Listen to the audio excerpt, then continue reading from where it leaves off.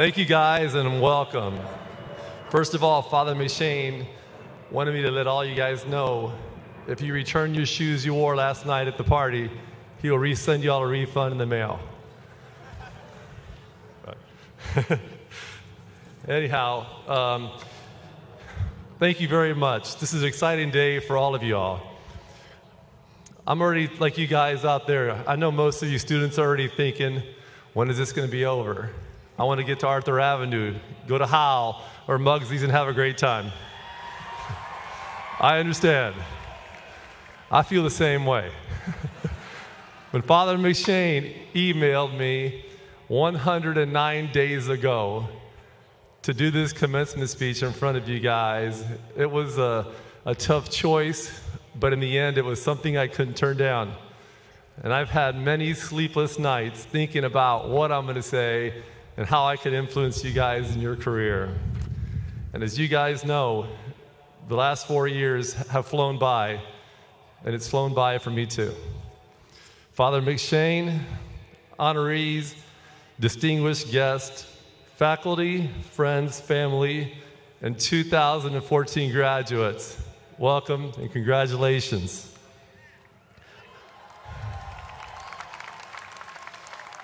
I'm truly honored to celebrate such a significant and happy occasion with you guys and all your families. It's a day to honor all your hard work you have put in the last 4 years, all the nights you have spent reading, writing, researching, and studying, and maybe mixing in a party here and there. But today, you'll finally be able to call yourself a Fordham University alumnus. It is a day not only to celebrate, but to look forward as you enter the next phase of your lives. Earning your diploma today is a huge accomplishment, but it is only the beginning of an exciting future that lies ahead. However, your resume, the all-important piece of paper that you'll be asked to submit over and over, is off to a great start. And it will change and expand over the years, and it should. Because your life, in many ways, is the creation of one big resume. So I'm here today. I didn't know where to go with this, but I'm going to just talk to you guys about my experience here in the Bronx, because we all have that in common. As some of you may know, I played professional baseball. Some may be fans, some may not be fans. So I'm going to go try to relate my experience in the Bronx, playing here, somehow that relates to you, what you all will be facing in the future of your business career or whatever field you may choose. But let me get a little more comfortable before I start.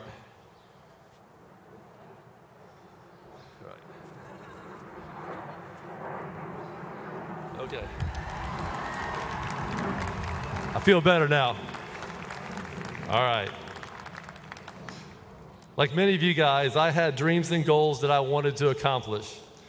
And after graduating from the University of Tampa, which is on my resume, my professional career took me to Williamsport, Pennsylvania, a small town where I was sent to learn, train, and get better at my craft in order to try to move up the corporate ladder. I spent a year in Williamsport, and then I was transferred a year later to Calgary, Canada, in Alberta, to get more training, more seasoning, and try to better my craft so I can get to where I want to be, which is at the top of our business. After long bus rides in those days, 12-hour bus rides, living in small hotels, and hardly making any money, 1991, I finally got the big break I was looking for, a chance to join the big company and compete against the best in the world. That company was located in Seattle, Washington. When I arrived in Seattle, our company was ranked as one of the lowest in our business. They brought in a bunch of young guys like myself to try to help revive the franchise and build it up. We were headed in the right direction. And after being there for 5 years in Seattle, we started to get where we wanted to go. We took our company to one of the top 5 in our business. And I was doing my part. I was being productive and playing a key role in the success of that franchise. So I thought at that point, after 5 years, we got the company where we wanted it to be, that I would be there the rest of my life, the rest of my career. I'll be in Seattle. And then in the winter of 1995, our business shuts down for a few months. And there was rumors that I was going to be transferred to another company. And I'm like, man, you know, I busted my butt, I did well, how can this happen? It's kind of a setback, thinking that one company really doesn't want me anymore or feels like they can get somebody better in return to replace me. So, you know, that was a moment in my life where I thought, you know, you think you have it going good, you think you got it made, changes could come your way. You just have to be prepared for them. It was a big blow to my ego. However, as the off-season progressed, the company in Seattle sent me to the most productive company right here in New York City, in the Bronx, no less. And I couldn't be happier. In our business, it was everyone's dream job to play here in the Bronx for the greatest company in the world. It was a powerhouse with an owner who was the best in the game and was known as the boss. His name doesn't even have to be said. He was the boss, a tough, demanding boss who expected nothing but the best from each individual player to perform your best, to be the best you could be on and off the field. And he was an amazing man to play for. So in 1996, my first year with this company, I was replacing one of the most productive and loved employees of all time, a legend. And as our season began, I was off to a slow and unproductive start. And in our business, we are graded on a nightly basis. We're not graded by a midterm exam or a final semester grade, but by 55,000 fans who live and die by our performance every night. When you are playing well, you may receive a standing ovation. When you're not playing well, we get what is known as the Bronx cheer. And at that point in my career, early on, I was getting a lot of the good old-fashioned Bronx cheers. I wasn't playing well, and I was just getting killed by the media and the fans, but deservedly so. I wasn't holding up my end of the bargain. I'm sure a lot of you guys out there, your parents, maybe participated in the Bronx cheer from time to time when I was here.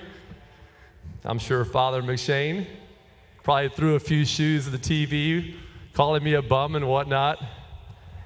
And even our loyal fan, Justice Sotomayor, I'm sure wasn't very happy with me at the beginning either. However, this was a test you guys may face. When you get out in the real world and have a job, you may start out slow and feel unproductive. But it's what you do. You have to stay with it. You have to fight on. Be strong, and good things will happen if you give your best effort. So during this time in 96 now, I'm just getting beat up. I'm playing terrible, getting booed. We had this Jesuit priest who would come in on Sunday mornings to give a quick Catholic Mass before our day game on Sundays. His name was Father McMahon.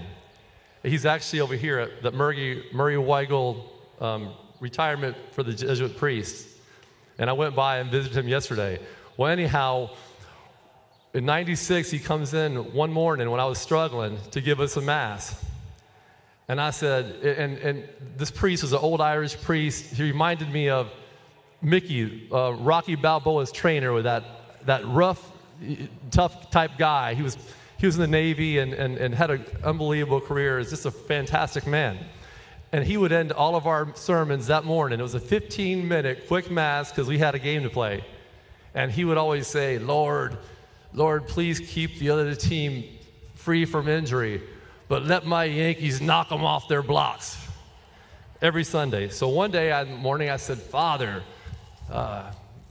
you got to help me out here. My co-workers, Derek and Jorge and Bernie, they're all playing well. You know, they're doing so well, and I'm struggling. And can you put a call in to God for me and tell him to help me out? You know, I'm working hard here. I want to play good too. And he said, Tino, every time I call God and mention your name, he hangs up. True story. And he reminded me of it yesterday. And I said, Father, I understand that, but could you tell him to pick up, leave a message, something? I need some help. And he was always great and a lot of fun to be around. But at this point in my career in '96, I could have folded. I could have asked to be sent to another organization, where there's not as much expectations or pressures. But I didn't want that. I was determined to make it here with this team and this city and these fans. And as the year progressed, I started living up to my expectations, and we were performing well as a team. The fans were happy, our boss was happy, everyone was happy. So at the end of '96, our company finished on top. We were the best in the business, we were champions. So much so, our boss was happy, the city was happy, the city even threw us a parade. 3 million people attended our parade because we did so well. And it was an experience I or my co-workers will never forget. Now 1998 comes along. Same thing, our company's progressing. We had an unbelievable year. We blew away everybody, played very well, and in the end we were champions again. Everyone's happy. Another parade. We got some rings for it. It was amazing. 1999, 2000, same thing. Our company was flourishing. We could not be beat. And I was happy because I was doing my part. I was productive, and I thought I'd be here forever. 2001 comes around, and I'm doing pretty well, playing well. Well, as the year winds down, we were about to be champions, and at the last second of the last day, we got beat. And we were no longer champions. And our boss, who's the greatest boss in the world, gave me that look like, somebody's got to go. And I, being one of the older guys on the team, knew that it would probably be me. But I had learned so many lessons from playing in the Bronx, from the fans, from the media, from the city itself. This city is amazing, and as you guys have learned over the last 4 years, you probably don't really understand how much this city, this university, has prepared you, but it has. So after it was time to get, first of all, when I leave this team in the off season of 2001 now, sends me off to another team. Very disappointed. You know, I was blown to my ego. I thought, wow, this is where I wanted to be for the rest of my life. Loved being here, loved the people, and the intensity and everything that goes along with it. But I had to go, and I was transferred over to another couple of teams to finish up this chapter of my life. And it was a great chapter of my life, but my life is not over. It was one part of it, and your life will be the same way. When you leave here, you start the real world with your jobs, you'll have success, you'll have disappointments, and you'll have changes. You just got to stay with it, stick with it. Stick with your path. I mean, there are places you want to go. There might be a certain job you want in a certain city. And it might take you through a Williamsport, Pennsylvania, or Calgary, or some small town. It may not be that direct path that you're looking for. But stay with it, go with it. Life is fun, life is great. Stay passionate about what you want to do, and don't let anyone tell you can't do it, because you can. If I did it, believe me, if I did it, anybody can do it. And at the end of our time here on earth, my time, hopefully when I'm 90 or 95 years old, I want to go to heaven. And when you go to heaven, what's the first thing God's going to ask for? Well, let me see your resume. So I'll show him my resume, and he'll go through my resume, and he'll be like, okay, good. Bad. What happened here? You hit a stumbling block, made some errors there. But I rebounded, keep going, keep going. And then he'll get to 2014, and he'll say, commencement speaker at Fordham University, an honorary doctorate degree? What was I thinking? And I'm like, hey, that's your doing, because you called Father McShane and told him to pick me, and he couldn't tell you no, and I couldn't tell him no. So here I am today.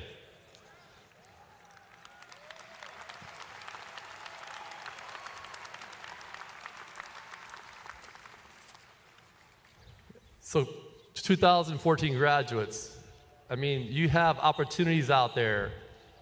There's going to be disappointment. There's going to be great times. Stay the course. Stay passionate. And your life will be happy. You'll be productive. Just don't give up. There are things in my life now, I'm 46 years old, that I want to add to my resume. I'm going to fill out my resume with things the rest of my life and keep on going. And you should too. Don't just settle on living in one area or doing one thing the rest of your life. Make this world a better place when you leave it. Do something good every day. In closing, I promised I wouldn't say her name, but as a proud father of a 2014 Fordham graduate, I want my daughter to know how much I love her and how proud I am of her. Thank you, class of 2014. Go out and swing for the fences.